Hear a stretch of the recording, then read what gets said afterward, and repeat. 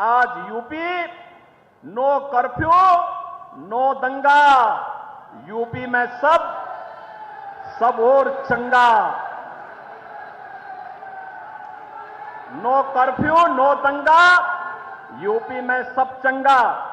रंगदारी ना फिरौती, अब यूपी नहीं है किसी की बपौती।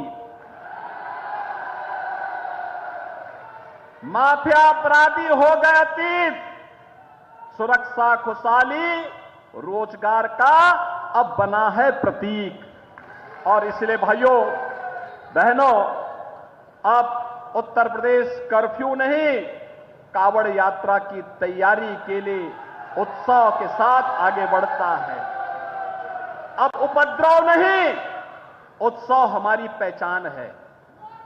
अब माफिया नहीं, महोत्सव हमारी पहचान है। और उस पहचान को और मजबूती के साथ जमीनी धरातल तक पहुंचाने के लिए आज भाइयों बहनों, आप सहारनपुर से मैं आया हूं, प्रचार की शुरुआती सहारनपुर से कर रहा हूं।